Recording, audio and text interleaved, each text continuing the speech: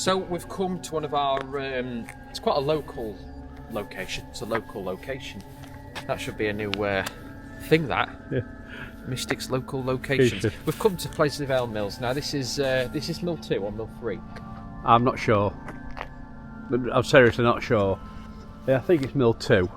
Because there's 3 mills. They've labelled very weird. I think there's a sign down there in it, but I think this might be Mill 3. This is Mill 2, and I think Mill 1's just round there, or this could be Mill 2. I don't know. We're not on about that anyway. We're on about what we see. So it's got a very rough sort of history, and I mean rough by a lot of things have happened. There's been a lot of good things, a lot of bad things, mostly probably bad, I'd say. But just in this sort of area here, we think it could be here. We're not actually too sure because it's quite a lot, but when we investigated here, the fork truck was still here and it was parked literally there when that was 20 odd years ago. I hadn't even mentioned a fork truck. Oh well, you have now. There you are, jump forward. And he just jumped in there. So basically, as you've already heard, there was a fork truck here, and a bloke used to be knocking around in this yard, and people who'd come here early in the morning, obviously delivering the goods, because obviously I think the ground floor is still used, and I think everywhere above is all locked up. I could be wrong, but they'd be getting deliveries, they'd be accepting things, and there'd be a bloke in here near this fork truck, and they'd say, hey, speak to him and stuff. Never a word. And many people have spoken to him, and he just won't talk. He'd just look at them and walk away. So you'd think, well, rude bloke. And it turns out that it's I don't think anybody really knows the complete history about him, but it turns out that it's actually a spirit that is seen. I don't know when the last time he was seen, but it's quite a well-seen spirit. And you go to talk to him and he just ignores you, basically, and he'll just sort of walk off or drift off, and just people will blink and then he's gone. So it's quite strange, and like I say, he was seen constantly by different people, workers, and people delivering things from different companies. So it's quite a strange one. Right, now we're at the back end of Mill 1. Now, we were lucky enough when, years ago, about 20 years ago, we had the run of this place with a company called Rupert Mole. This is a great place to be in. Absolutely great place. There's some really stories from inside. The stories from in this site, it's mainly the top floor. Apparently there's children running about on the top floor. People whose offices are up there were there knocking on the door. Go to the door, nothing there. Just reported nearly every day while the companies were up there. We've investigated up there. We've had 5 doors open that's on a stiff hinge, really flung open and shut. There's a lift there that's meant to be haunted by a drunken man. When you go in the lift, you go down, and when you come up, you come out, you're meant to feel dizzy. One theory that we came up with, that is the lift's on a slight tilt, so when you go up and down it throws you off a bit. When you come out you feel a bit whoops, but who knows, it could be true. So the story for the outside of the mill, apparently a lady threw herself off the top of Mill 1.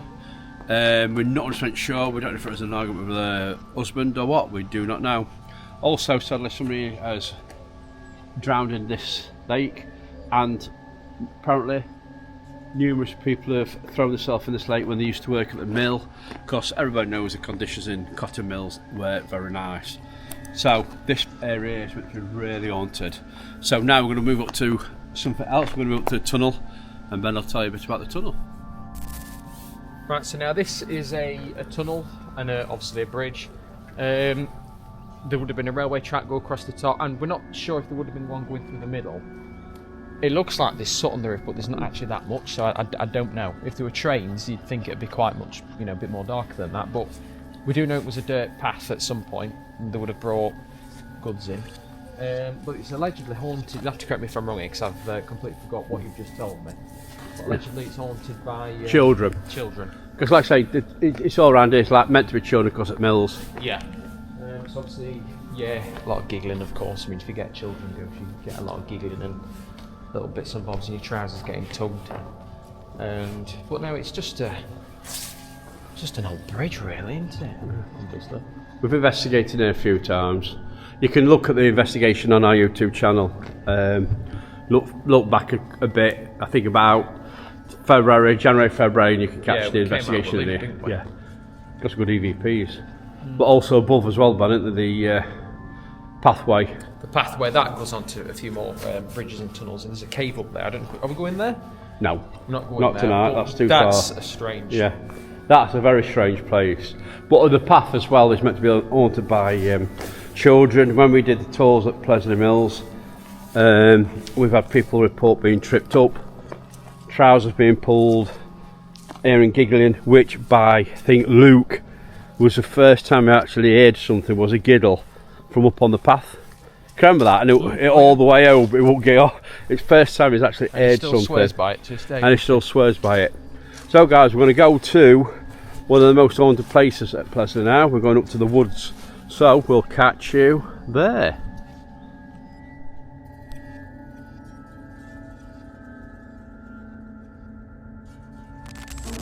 So guys, we're now in the most haunted part of Plesley. This is Plesley Woods. We're going to take you to a place that not many people know about and what existed. There is a clue here at the side of me. If you want to take a look at this.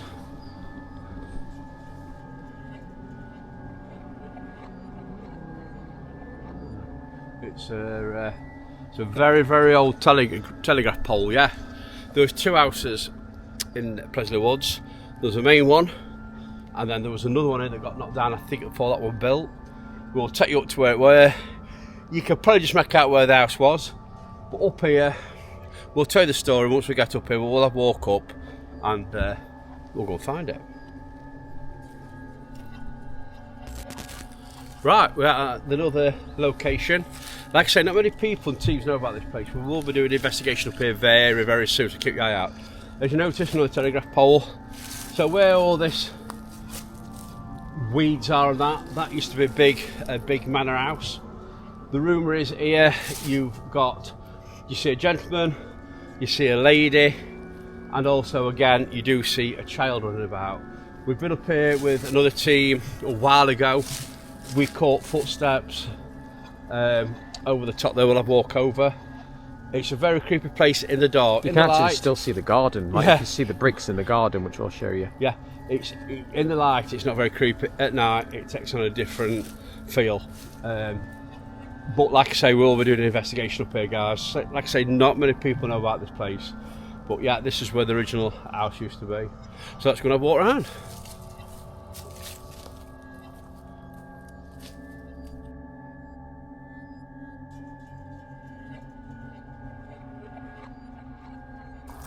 Right guys, so we were filming just over there where the next bit of concrete is because it was quite wet. So I didn't want to go on the grass. And this is where we stood weird. Coming towards us. We all turned round. Literally nothing here. Nothing here whatsoever. Nothing here. Nothing, that's another new word. Here. Another mystic word. Nothing. Nothing here. But yeah, Ben's going to take you around and show you where the garden were. But like I say, this is the foundation of where the old house were. Like I say, not people. Go on, get your teeth in, Paul.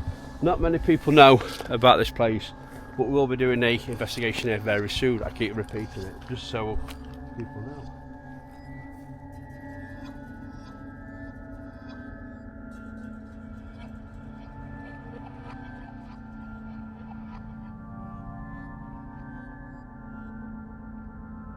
Woo, woo, woo.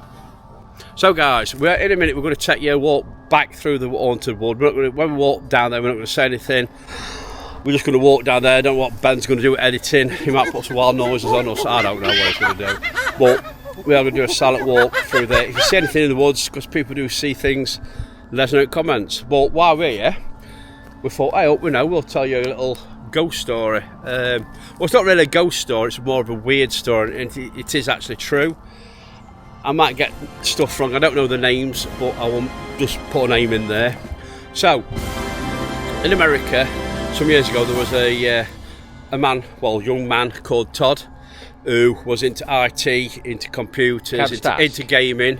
And can I just ask? Yes. Is that a made up name? Yes, because I'm not sure his name. But it's American, so I thought Todd's quite an American name. And he, like I say, he was into IT, into gaming. He went into like sports, what the Americans, what the jocks, these that play basketball, football.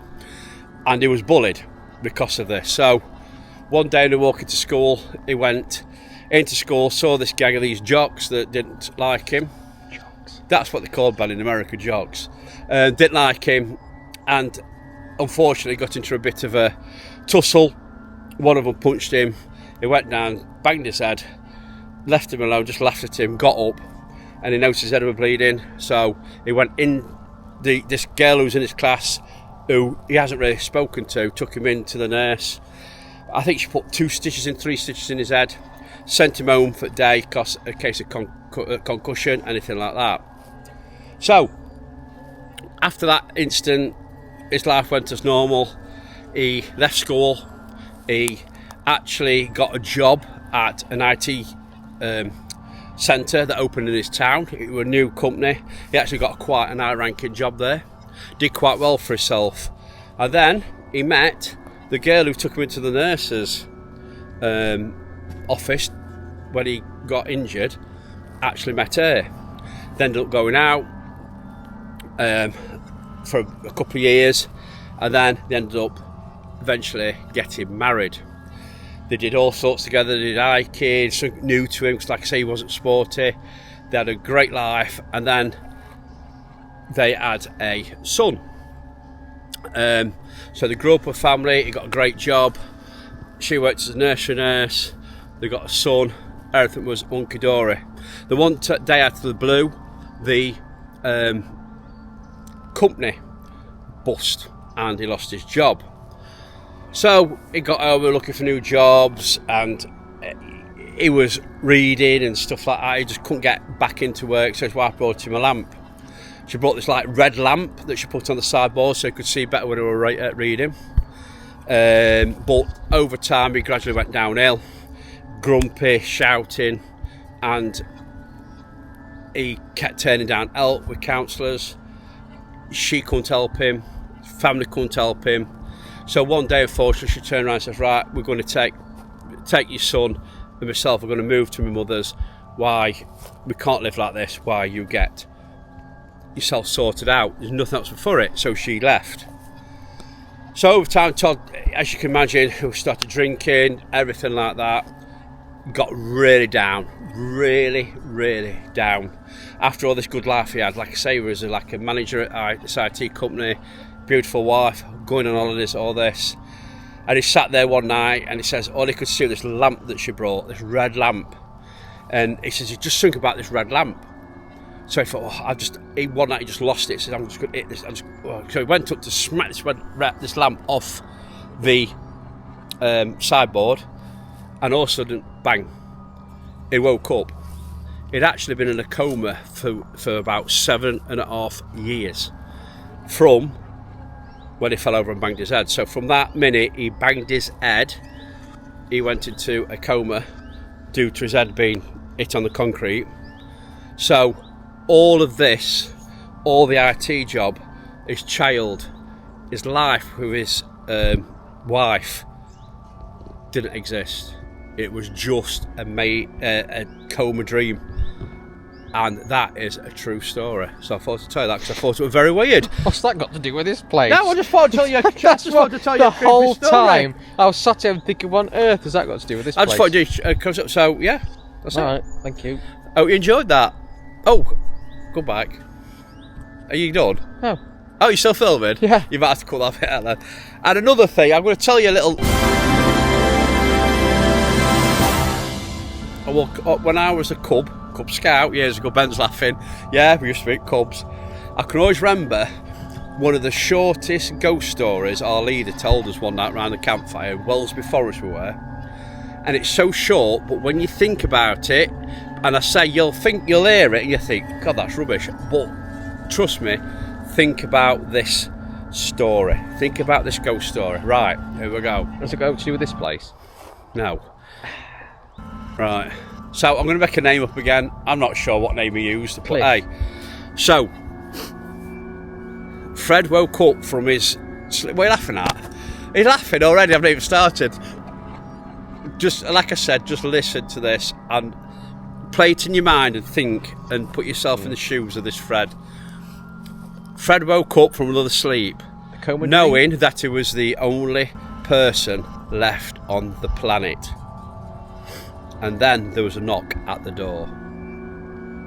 Very short, think about it. It's weird. Only person left on Earth. He knew it was the only person left on Earth, then there was a knock at the door. We were up all night thinking who it could be. Well, hey, let us know in comments. So guys, we're going to walk down to the woods, and Ben's laughing, he's laughing his head off. We're going to walk down to the woods, do a silent walk through the haunted woods. Let us know if you see anything. I hope you enjoy this video. If you like it, please subscribe guys and help us out. So, let's go. You should do this more often. Irrelevant story time. I could tell plenty of stories.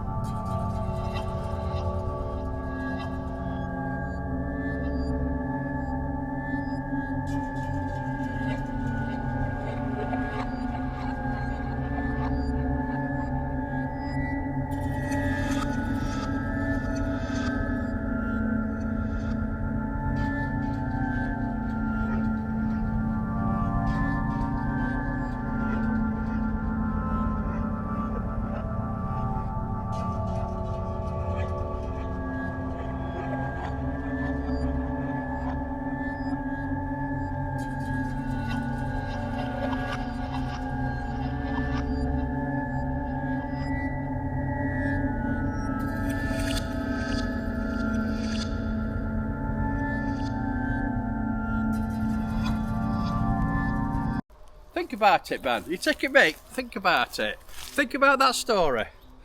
You wake up, you're a person, you know you're the only person, I'm going to have a gut in there.